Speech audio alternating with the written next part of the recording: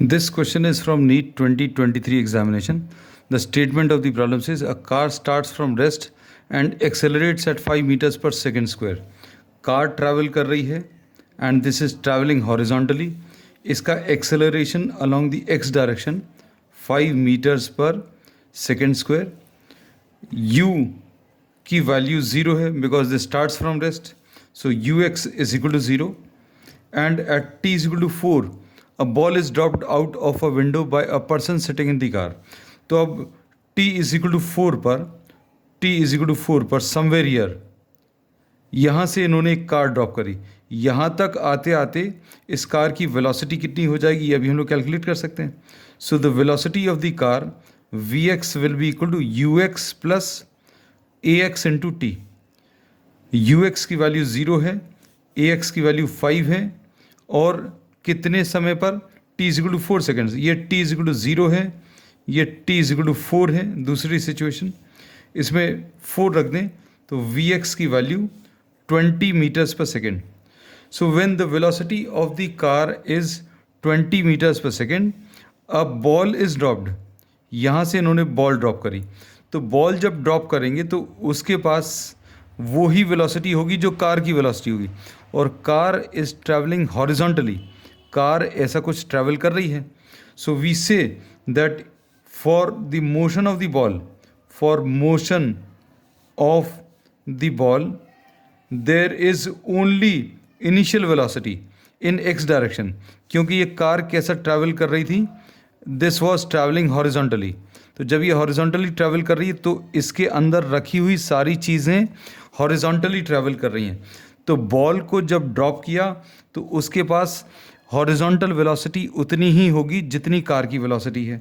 तो initial velocity in x direction for the ball is 20 meters per second, which is the velocity of the car.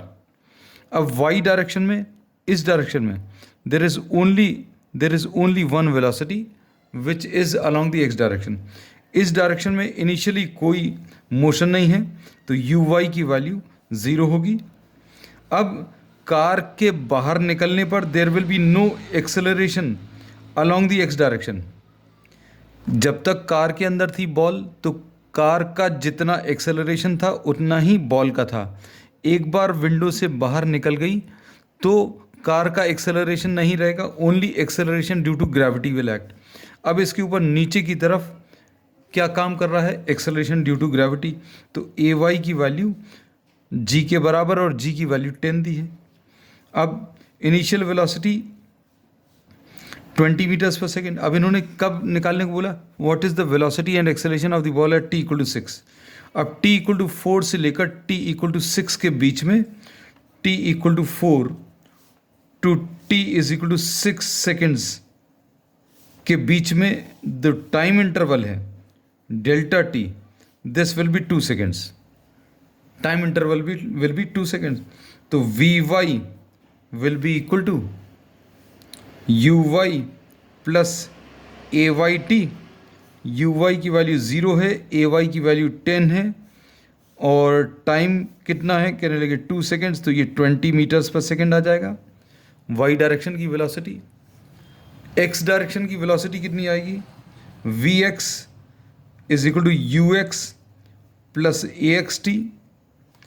Initial velocity x direction की 20 plus ax की value 0, time 2 है तो ये भी 20 आ गया.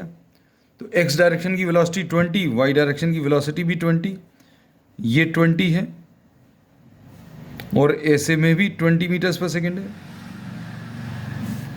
अब नेट वेलोसिटी बतानी है तो v कैसे मिलेगा, final velocity, this v will be equal to under root of vx square plus vy square, यानी under root of 20 square plus 20 square which will be square root of 400 plus 400.